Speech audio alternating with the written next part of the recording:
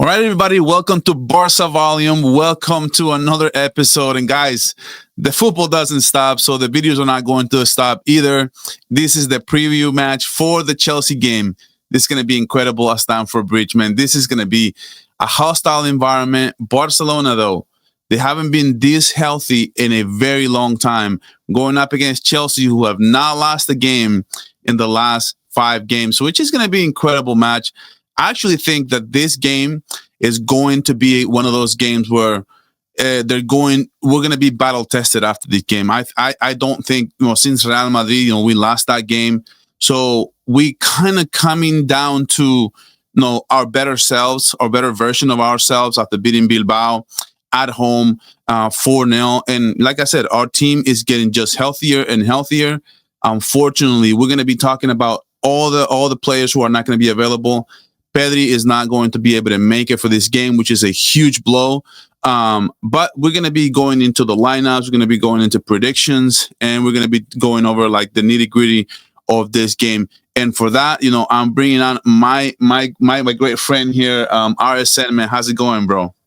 Big up, man. Listen, excited. I've been excited since the UCL draw happened. It's one of those kind of days that, circle in your calendar, looking forward to. Yeah, no, for sure, man. I remember, you and I had a conversation. We were chatting as the prediction, not the predictions, the drawing, right? Mm-hmm. It was happening. We're like, oh, that's cool. Look, we're gonna play each other, and dude, time flies, bro, because we're here, man. It's Chelsea. It's Barcelona, it's Stamford Bridge, the Iniestazo, dude. Every time I think of Chelsea, Barca, dude, I think of Iniestazo, man. What do you think when we play Barca? Like, from your perspective?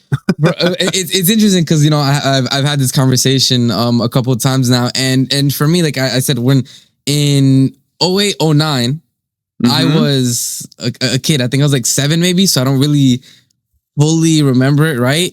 So the one that stands out to me the most is, of course, 2011, 2012. That UCL, the entire UCL season, I remember. Mm-hmm. But more so, obviously, that Torres late winner. You know what I'm saying? That for me is, I think, cemented one of the moments as to why I love Chelsea Football Club, right? Like the fact that, it was Barca, at their best, the tiki-taka best, right? Yeah. We've had a red card since the 37th minute. Messi missed the pen. I mean, and then just last minute, Torres running in. I'm just like, no way. I remember I was yelling so much and celebrating that back then we had the big fat TV, right, with the thing at the back, and the antenna was on top of it, but because I was running and screaming, the antenna was shaking and moving, so the signal kept going in and out. And my cousins are yelling at me to stop moving. But great memories of Barcelona, Chelsea. I mean, people forget, but the original, Real Madrid city used to be Barca, Chelsea for a couple years. It's the one that everybody looks forward to. Yeah, it's crazy because you get into these runs sometimes where you keep playing the same team over and over, and we played you guys quite a bit in the Champions League. I mean, it's not like we play each other every year, but It seems like we had a lot of history. It seems like we have a long history of playing you guys, and it's been great games, man, every single time. And right now, it's just gonna be a battle to who is the best team coming into this game. I know you guys were playing Burnley this weekend. We play Athletic Club. We won 4-0. I think you guys won 2-0. How's your team currently playing right now? How do you see your team? I know there's a couple of injuries, and we're going to talk about it a little bit later, but just as an overall thing, I just want to get your thoughts on kind of like the overall of your team as you see it right now. Yeah, so I would say, to be honest, I have very positive feelings about the team right now. Obviously, we've been missing Cole Palmer for pretty much the entire season. Yeah. And we are still second in the Prem for goals scored, which I think is amazing considering he's, I think the last season at the beginning and under the Podge season, his first season, basically he was the majority of our goals. It was kind of like what Holland is for City at the moment. So seeing all these other people start to chip in with goals, start to do this and that, it's positive. It's good. I think another thing too that's been good. It's been, I think, 4 clean sheets now that we've had. Back to back, and that's also very positive considering how bad our defense was, and I don't think that's really an understatement. Losing Levi Cole has been a huge blow for us. So seeing the defense maybe be a bit more solid. Robert Sanchez, nothing to complain about, which with him is a positive. As long as I don't complain about Robert Sanchez, I don't have to think about him. I think that's a positive. And then of course, the emergence of our star boy, right, onto the world stage, I think is another big talking point. I already know. I already know you're going. that's always I think that's kind of the matchup that everybody is looking forward to, right? The two right wingers this match, hopefully, going at it. I gotta say, man, you guys got extremely lucky with Estêvão. He's a total hit, man. Like he looks like he's gonna be a star, and I love to see it. I love to see these young stars, man, just come to fruition like this. And we kind of saw it coming, but we didn't know it was gonna be this fast. I'm actually very, very surprised to see his growth, especially this season. I was looking at just his numbers alone with Brazil. They're already like better than Vinicius. Like I think he's like 2 goals away from Vinicius. So I saw a crazy stat, something like it's like he's already almost at Vinicius tally for like the whole Brazilian career for Vinicius Jr., which is ridiculous to me. I couldn't believe it when I heard it. Like he is a baller, man. He's been balling out. The way that he took that pen the other day with Brazil, and look, man, it's just the pen, but just the confidence and the way you can see he goes about his game, his aura. I think he's going to be an unbelievable player. And who knows, man? He's probably going to have a good game against Barca. I mean, hopefully. I think it's one of those things where even since he came to Chelsea, I think he's one of those young players that, his parents moved with him to the UK. His dad is a pastor, right? So he's very, very religious, goes to church on Sundays. Oh, wow. The video after he scored the winner against Liverpool, he was on church later that day. And it's one of those things where I think having that mindset, is helping him to not feel the weight of really, going to Chelsea, or even the weight of the Brazilian shirt. We've seen, players like Vinny or Rodrigo or even Rafinha at times like that. That Brazil shirt is heavy. It has a lot of history, and it's not easy for some. But for him, he's taken to it, wonderfully. And so that's why I think that it's not only his talent right now, but I think he has a mindset to be a long-term Brazil player, which we can't say a lot about a lot of Brazilians, to be honest. They're kind of players that burn bright early and then kind of, later in their career, fall off. A little birdie told me that he's a Barca fan, so I'm hoping that he'll take it nice on us tomorrow. So I'm just keeping my hopes up. But I want to get your thoughts on how do you see my team? How do you see Barca coming into this game? Because I know the last big game we had was against Real Madrid. We had a lot of injuries. We had a horrible game. We had injuries. We played bad. We just didn't have enough. Offensively against Real Madrid. I mean, coming off the bench once we're very injured, we can be very thin on the bench. So against Real Madrid, we needed players off the bench, and we just didn't have it. Now, when we're coming up against you guys, we're probably as healthy as we have ever been. But we're obviously missing our star Pedri Gonzalez, who's a huge miss for this game. I was hoping that we can get him back, but the Barcelona just put out their list of the players who are going to be available, and Pedri's not one of them. But how do you see Barca coming into this game? I think the way I look at Barca is you guys have definitely been impacted by injuries, and that's been very clear. It's not been injuries to one player. It's been kind of across the pitch. You've been, maybe a week here or there without this player. You've been a week here or there without this player. You lose João Garcia. I think it's been impacts. It's definitely affected, especially obviously the league season. I think that's a big reason as to why you guys are behind 1 point behind Real Madrid at the moment.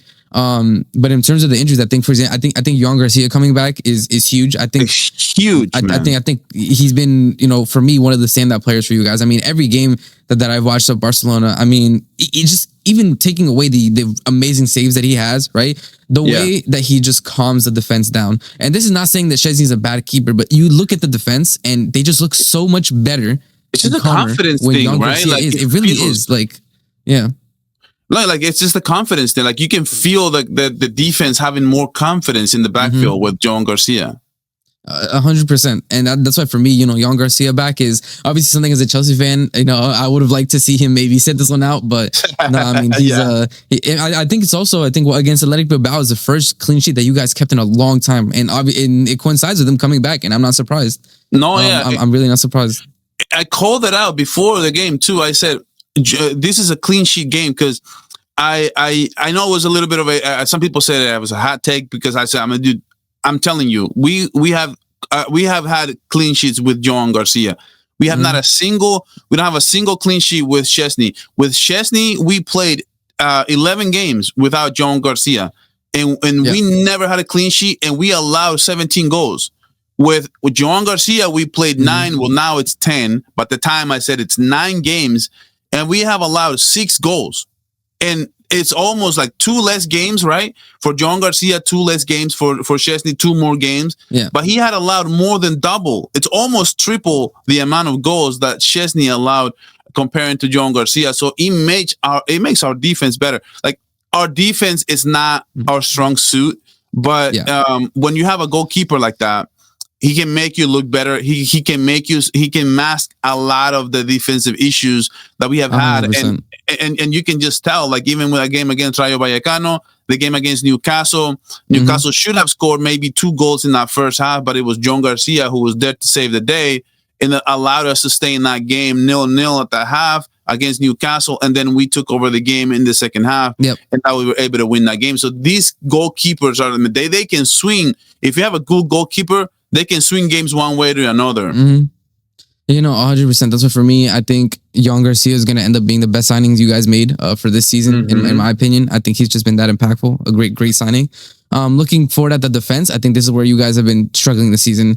I think the player I'm looking at most, I think most people say, Kubarsi. For me, Kubarsi's a teenager. They go through up and downs. I mean, you look at Dean Huijsen, he's had some games where he's been absolutely diabolical this season as well. I don't really like to crash it on teenagers too much, especially when we're talking about the highest level. But this brother Koundé, I mean, what has happened to him? I really don't understand the fall off that he's had from last season. I mean, last season he was in shouts for top 3 right back in the entire world, and this season, I mean, the fall off has just been too much. I don't understand, because it's not like Flick necessarily changed his tactics. It's not like he had a massive injury. Nope. I don't know mentally what's going on with him, but it's just been lapses, like poor passes, poor judgment, not reading the game well. I don't know what's happened to Koundé. I really don't. You know what's weird? He played 100 games without missing a beat, and he played incredible. And I remember last season, it's like he took this break, right? He finally, I think he got injured before the Inter game, and he wasn't able to play. Ever since he came back after that, he just never looked the same. Even towards the end of last season, and he had been playing incredible. He scored a banger against Madrid in the Copa del Rey final. He had one of the greatest moments of our season last year, and now he's just falling off a cliff. I don't know what's going on with him, and I don't know. Do you think he may start? Because I'm looking at the from what I've seen so far, like on the injury report, we have Pedri out, obviously Gavi and Ter Stegen. So these are really like long-term, basically long-term injuries. You guys, the way I'm looking at it is like you guys have Cole Palmer out, we have Pedri out. So it's fair enough. We'll see. We'll see. Cole Palmer apparently trained today. I don't know. Serious? Yeah, photos released. All the Chelsea pages reported. It's official. Cole Palmer was in training today. He was smiling. I don't know if this was some 3D Arteta. December for some reason, early December for his injury, and he's already back. Yeah, He's already back. I don't know. I mean, we've been speaking about this in the Chelsea fan base. If maybe this is kind of like one of those weird things where that Arteta does, where he pretends a player is out, but then he comes back. We don't know, but we'll see, man. Yeah. We'll see. I mean, I don't know.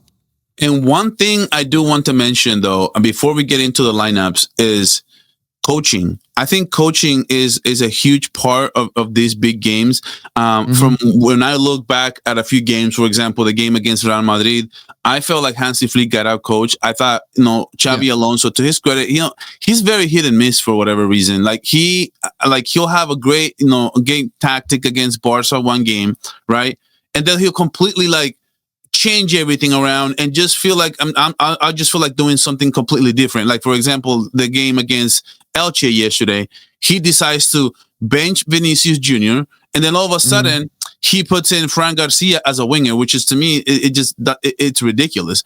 So, but that's neither here nor there. I don't want to get into that. What I do want to get into is how much it matters when you have a good game plan up against a bigger team. For example, we have a big game against Chelsea, and what Hansi Flick is going to have to cook something, or Enzo Maresca are going to be cooking something for against Barca. Because to me, like we talk a lot about the players and we talk a lot about the whole game and how much we're losing, how much we're winning, but we don't talk enough about like the tactics and who's actually going to bring the best of their squad on that given day, right? And to me, I actually think Enzo Maresca is an amazing coach. But how do you see it from your standpoint? Do you believe in him? Do you think he'll have a great game plan against Barca?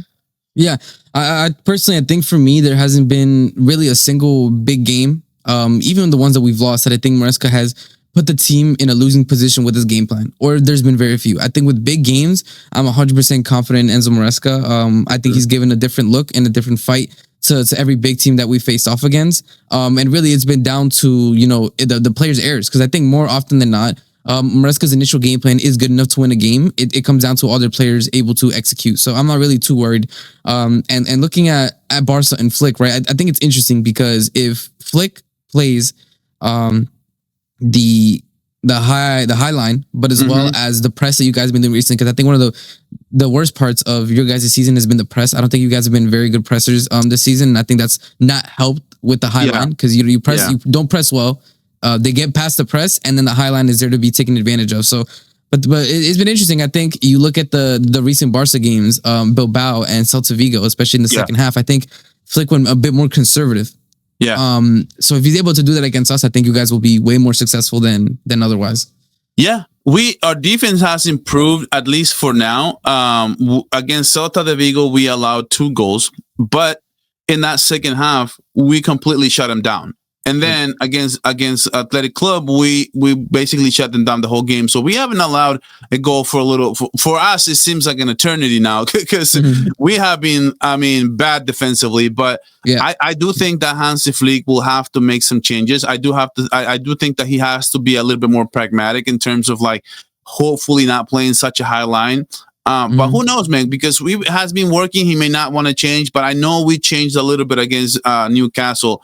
We may need to do that again because, oh boy, you guys have an incredible lineup. And let's talk about it, because do you see anything on FootMap on your end? We'll talk about your team, and then we'll talk about my team that you disagree. Because there's some things I do disagree from Barcelona standpoint towards FootMap. Like they have Szczesny on goal, like, for whatever reason. So but as far as your lineup, how do you see your lineup? I just want to get your thoughts. And do you agree with it, or do you see any changes that are different from what we're looking at?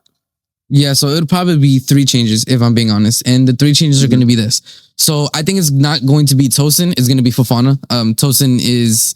Chalobah and Tosin, I think they go with the lineup that you've seen most often this season. That's what FootMap does. Tosin has kind of fallen out of favor in terms of he's made too many errors. He's been burned too many times, especially against a team like Barcelona that is rapid and quick. I do not want Tosin. So it's going to be Chalobah and it's going to be Fofana, because Fofana is our defender who has the most recovery pace. Fofana didn't play a single minute against Burnley. He was completely rested. And I think this is the reason why he wants him to play against Barcelona, which I completely understand.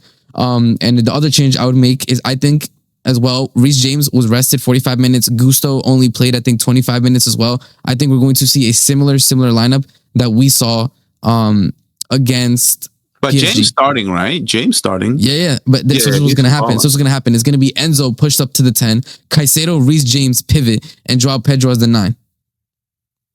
Caicedo, bro, he's such a baller, bro. He's a very good player. Yeah, I mean, every Barca preview that I've done, I always say like this. I think for me, in terms of best midfielders in the world, it's Pedri 1 and Caicedo 2, and I think everybody else is far away from them right now. I think they're just that good, that complete.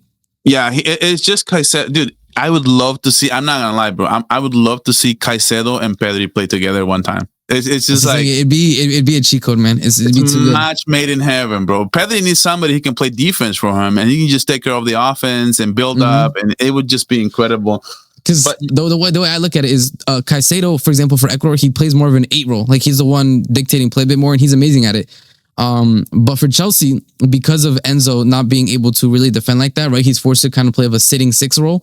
And I mean, he does that amazing. He's the best 6 in the world at it. But I think to myself, what if if Caicedo was defending for a better player? What would, he was platforming a better player like a Pedri? Yeah. I mean, oh my God, the amount of transitions, for example, Caicedo steals the ball, passes to Pedri. Pedri just immediately flings an amazing pass in behind. I mean, that would be movies, man. It's such a cheat code, but you guys do have Enzo, which is Enzo is a very good player too. Like your midfield, this is going to be a battle, dude. This is why I hated that Pedri was the one who not playing today. I would much rather have Rafinha out. I would much rather have Lewandowski out. Somebody else, dude. I wanted to see when we drew you guys. I'm like, dude, Caicedo, the midfield Enzo, battle, dude, Frankie against Pedri, who's gonna win this thing? It's gonna be incredible. And dude, life happens, dude. One thing I do want to say is I think a little bit of a weakness that I do see from Chelsea always has been the center back position. It has been for us too. I'm not gonna lie. I mean, maybe we can disagree,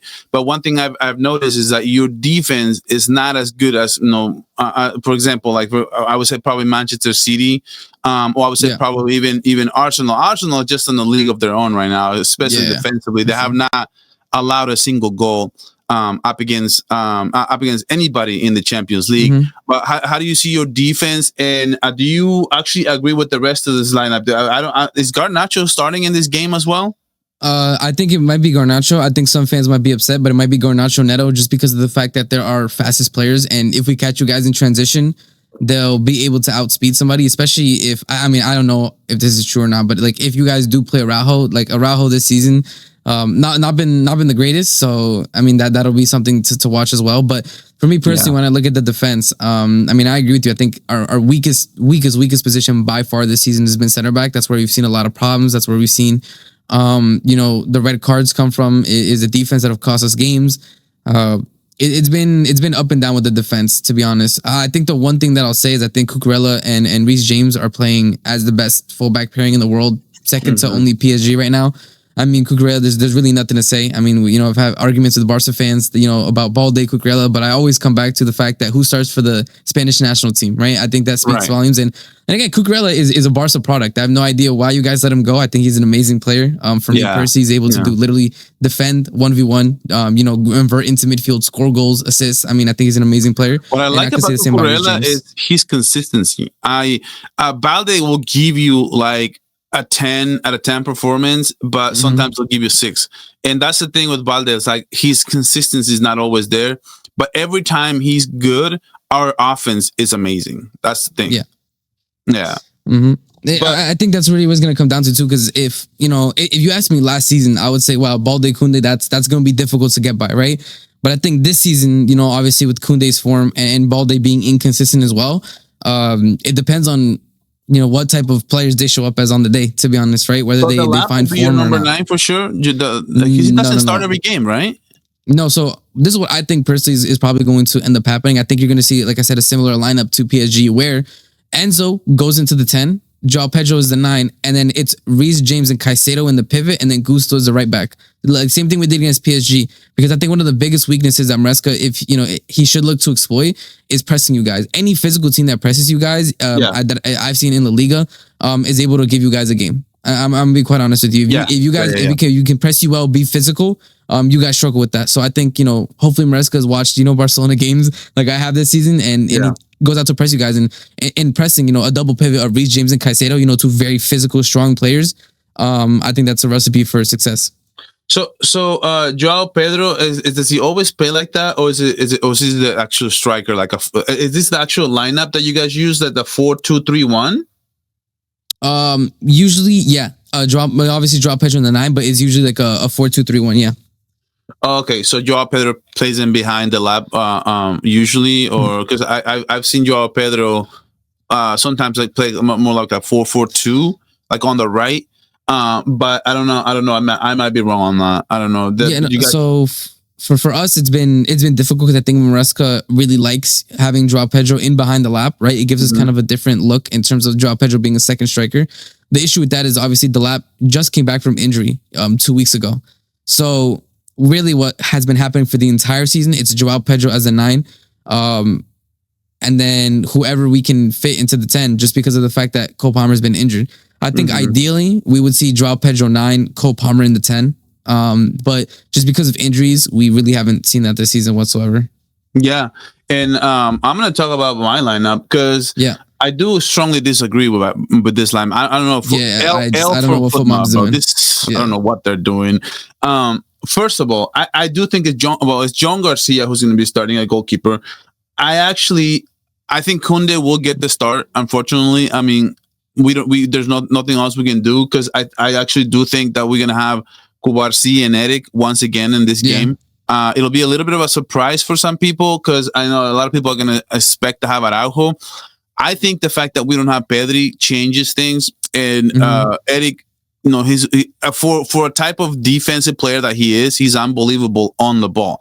So I actually do think that Hansi Flick is going to tap into that and say, you know what? Yeah. I think we're going to have to hit him with two players who can actually create build up. And Eric that starts with Eric. So I think Eric will get the start in this game, and I think he will start alongside Cubarsí. I think if we start Araujo in this game, it may be a mistake. Even though his physicality may be good to go up against maybe like the Lab, Pedros of the world, I still think it's a mistake in the build-up phase, which is kind of the issues with him. Plus, his form has been pretty bad. He was on skates against USA, bro. Like, this is ridiculous. I can't. For me, if I see Araujo in that starting lineup, I think it's we're golden. I think we're golden. It's advantage Chelsea, right? Yeah, it's legitimate. I think, unfortunately, I think Araujo, in the recent past, has been kind of the guy that, when somebody scores a goal, he's in the photo. He's at the scene of the crime every time. Yeah.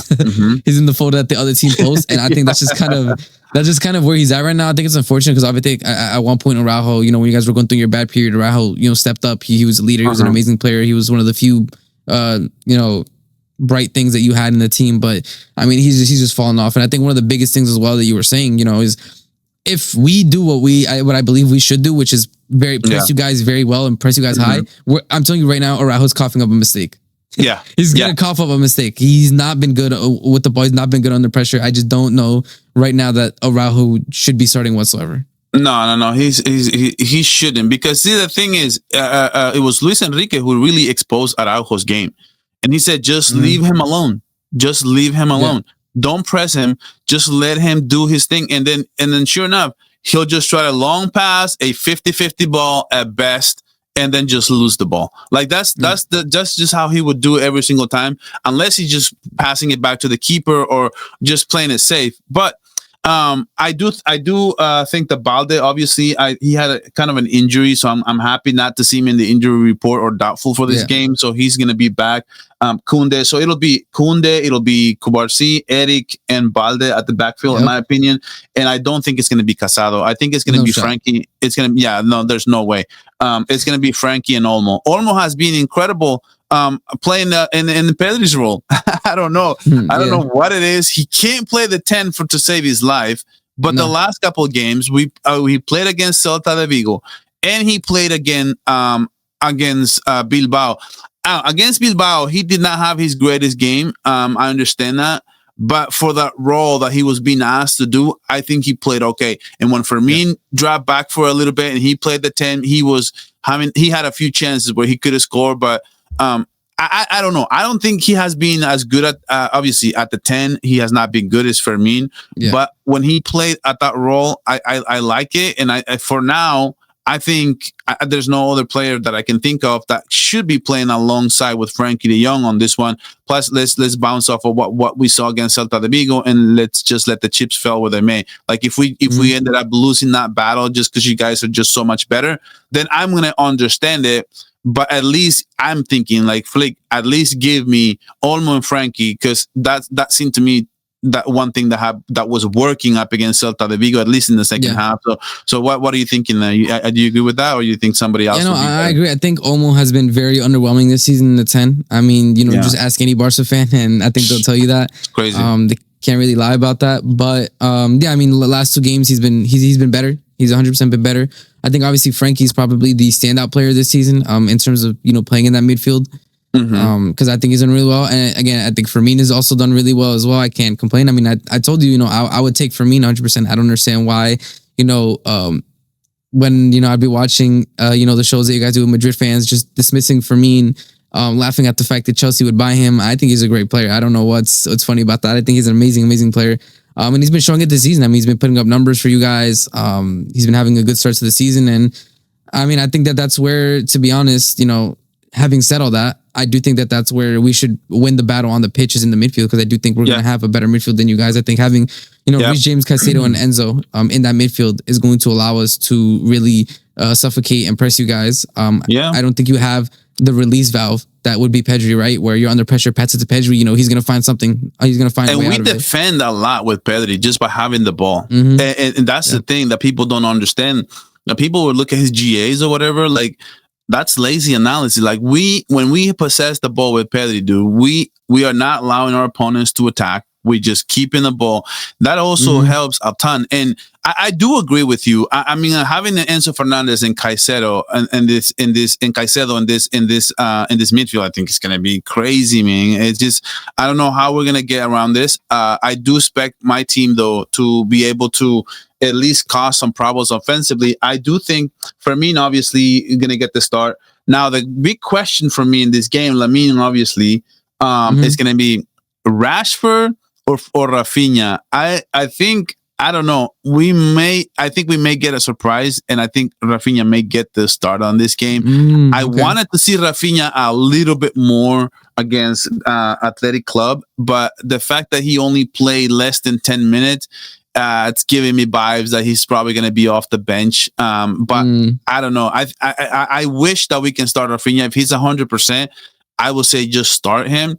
But because I do think that with Rashford, though, even though he has been good offensively, defensively, he's just been lacking just so much intensity, and he's just really not tracking back.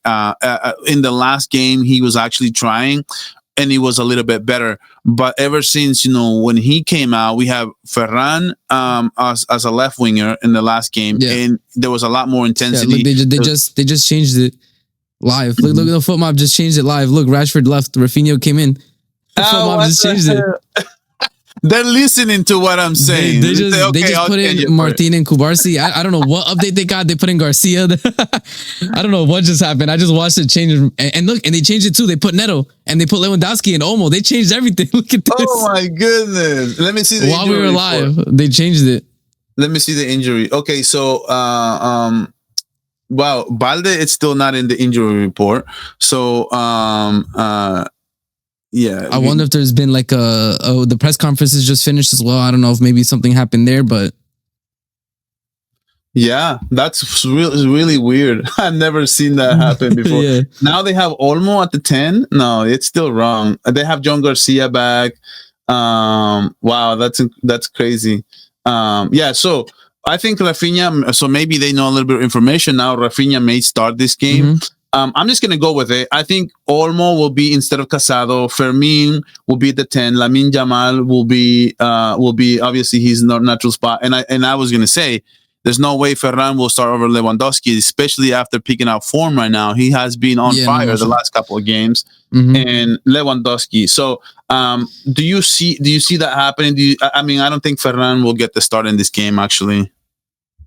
I think for me personally, like, it has to be Lewandowski. It's one of those things where I think obviously Lewandowski has lost the pace, but his instinctual finishing, his ability to be in the right place at the right time, I think especially early, is going to be a massive benefit to you guys. If the game gets going a bit rough, you could throw a cross into the box and then hope that Lewandowski's on the end of that. That's not something that we really have in our locker, and that's something that Lewandowski does just because he's one of those players. I mean, he's a generational player, right? He's probably one of the best nines that we've seen in the past 2 decades. So, I mean, that's definitely going to be a Lewandowski start, and anything else I think is just a bad decision by Flick.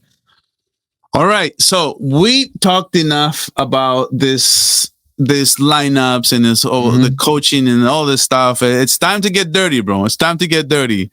It's time for predictions. So go ahead, give me your prediction, and I'll give you my prediction, and then we'll talk about it. Honestly, I think it's going to be a very close game. Something that I think since the beginning of the season, where we drew 0-0 with Crystal Palace, we have scored a goal on every single team. No team has been able to keep us away from scoring a goal. Again, even Bayern Munich, we scored a goal against, even though we lost the game. We made it 1-1. So when I look at that, I just think it's going to be, with your defense, I think we're going to get a goal. I think you guys are going to get a goal because of our defense. I don't think it's going to be like, a boring 0-0. And when you look at the games that are on during, on Tuesday, we are the best game. We are, everybody's going to be tuned in Barca Chelsea. Nobody's going to care about any other game. No. So, again, the whole world's eyes are going to be on Barca Chelsea, bright under the lights, at the bridge, a UCL classic. And I'm looking forward to it, honestly. I think, I could say, a 2-2 draw, but me personally, the reason why I fell in love with the sport is just the storylines, right? I'm a massive storyteller, so give me, Chelsea get the early goal for the lead, Barca equalize, and then it's more of a tense game, Barca strike back, right? 2-1, then Chelsea get one late in the 80th, right? And then end of the game, you know what I'm saying? It's we catch you guys out in transition, we're running down. Ball gets crossed from the left to the right, and then once again, our star boy Estêvão at the back post to tap it in. I'm gonna go for a Chelsea win. I'm gonna go 3-2. I think there's gonna be a lot of goals in this game. Wow, 3-2 will be amazing. An amazing game. It will be just an incredible event. Honestly, I'm gonna be real. I do think Chelsea has the edge, especially in the midfield. I think they have an incredible roster. I think they have, off the bench as well, they have incredible players. I think Barcelona's in a little bit of a pickle, but they are coming back. They are playing better and better and better. And like I said, we are getting our players back, which increases our depth as well. Because if having Rashford off the bench, to me, it's great, especially up against Chelsea. Just depending on how the game is going along. I do see a lot of goals. I'm honestly, I'm just thinking in terms of. One thing that we have going for us is offense.